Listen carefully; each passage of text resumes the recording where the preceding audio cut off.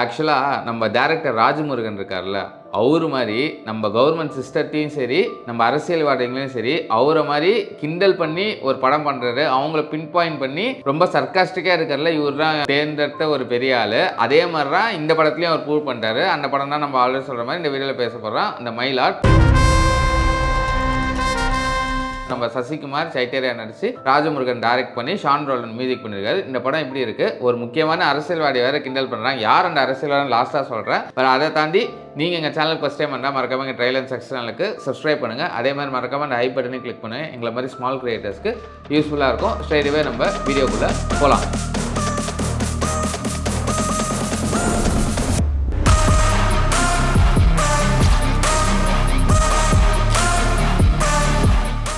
மயிலாட் இந்த படத்தோட ஸ்டோரி என்னன்னா, ஒரு கப்பல் இருக்காங்க. ரொம்ப ஏழ்மையான கப்பல் தான்.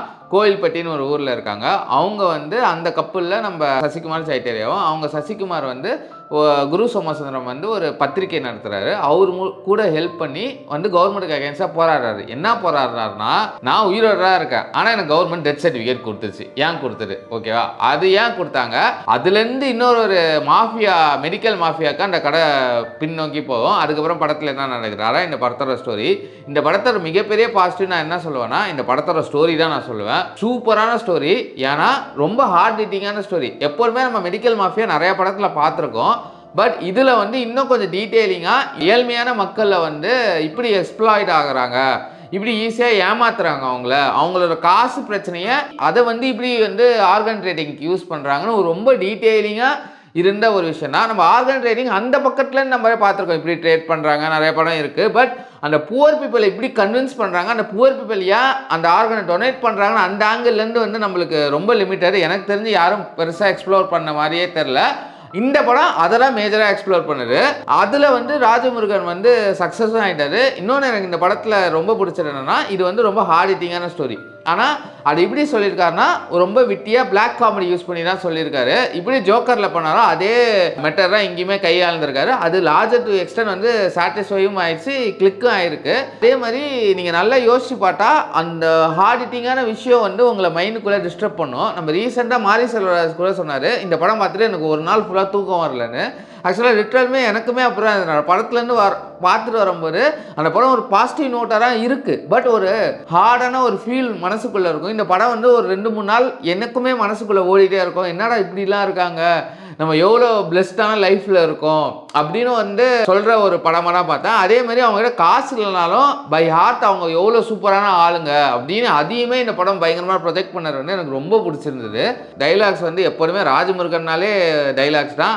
இதுலையுமே சூப்பராக இருந்தது. ஏன்னா ராஜமுருகன் ஒரு writer, basically more than script like direction is a great writer என்னை பொறுத்த வரைக்கும்.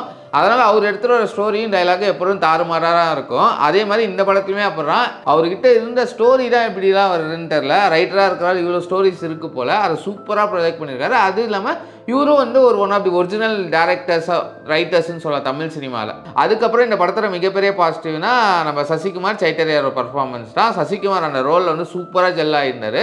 சைட்டேரியா ரோல் பெட்டராக எழுதியிருக்கலாம், பட் அவங்க சூப்பராக பர்ஃபார்ம் பண்ணியிருந்தாங்க. அதே மாதிரி குரு சோமசுந்தரம் இருக்கார், அவருமே நல்லா பண்ணிருந்தார். நம்ம ஜேபி இருக்காரு, அவங்களுமே ஓகே தான். பட் இன்னும் அந்த கன்னிங்கான விஷயம் நான் அந்த ஆஷா கிட்ட எதிர்பார்த்தேன். பட் அவங்க கூட வேலை செய்கிறவங்க கிட்ட அந்த கன்னிங்கான ஒரு எஃபெக்ட் பார்த்தேன். ஓகேவா? இவங்க பார்த்தேன், என்னடா பண்ணுறீங்க அப்படின்னு தான் ஒரு ஃபீல் இருக்கும்ல. அதை சூப்பராக அவங்க அந்த ரோல் ஒருத்தர் கிருஷ்ணகுமார்னு பண்ணார் அந்த கேரக்டர். அவர் யாருன்னு எனக்கு கரெக்டாக தெரியல, பட் சூப்பராக பண்ணிட்டாரு. எனக்கு ரொம்ப பிடிச்சிருந்தார் அவரோட ரோல். அதே மாதிரி மிகப்பெரிய பாசிட்டிவாக பில்லர் இந்த படத்தில் யாருன்னா ஷான் ரோல்டனோட மியூசிக் சொல்லலாம். சூப்பராக இருந்தது. சாங்ஸும் சரி, பேக்ரவுண்ட் ஸ்கோரும் சரி.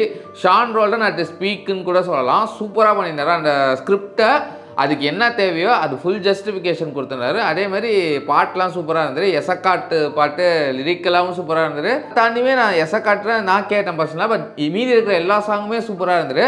அதே மாதிரி லெஜெண்டரி நீரவ் ஷா தான் சினிமாட்டோகிராஃபர் பண்ணியிருக்காரு.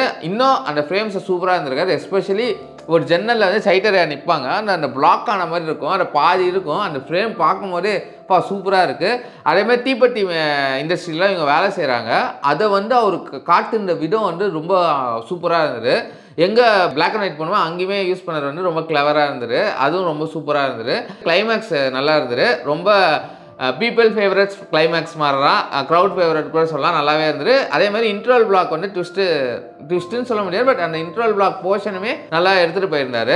நிறையா சீன்ஸாக டைலாக்ஸாக நல்லா நின்றுது. அதே மாதிரி வள்ளலாரோட கோட்ஸை வந்து இந்த படம் ஃபுல்லாக எடுத்துகிட்டு போய் மெயினே மோட்டோவே அதுதான். அது எனக்கு ரொம்ப கனெக்ட் பண்ணிச்சு இந்த படத்தில். இன்னும் எமோஷ்னலாகவும் எங்கே தேவையோ அது கரெக்டாக பர்ஃபெக்ட் ஆச்சு. ஆனால் நான் இவ்வளோ சொல்கிற மாதிரி நீங்கள் கேட்குற மாதிரி ரொம்ப பர்ஃபெக்ட் ஃபிலிமாக என்ன கேட்டிங்கன்னா, இல்லை பர்ஃபெக்ட் ஃபிலிம் கிடையாது. ஒரு விஷயம் நடக்குது, இது லாஜிக்கலாக இப்போ ப்ரெசென்ட்டில் பாசிபிளா அப்படின்னு கேட்டிங்கன்னா அது பாசிபிளே இல்லை. ஜோக்கர்லேயும் அதே மாதிரி தான், இதுலேயும் அதே மாதிரி தான். ஆனால் நீங்கள் அந்த கொஷினை வச்சுட்டு இந்த படம் என்ன சொல்கிறாங்களோ அதை நோக்கி மட்டும் பார்த்தீங்கன்னா இது ஒரு சூப்பரான படம். ஆனால் அந்த கொஷின்லேயே ஹேங் அவுட் ஆனீங்கன்னா உங்களுக்கு அந்த படம் ஒரு கோட்டே ஆகாது. அதேமாதிரி கமர்ஷியல் ஃபேன்ஸுக்கும் கிடையாது.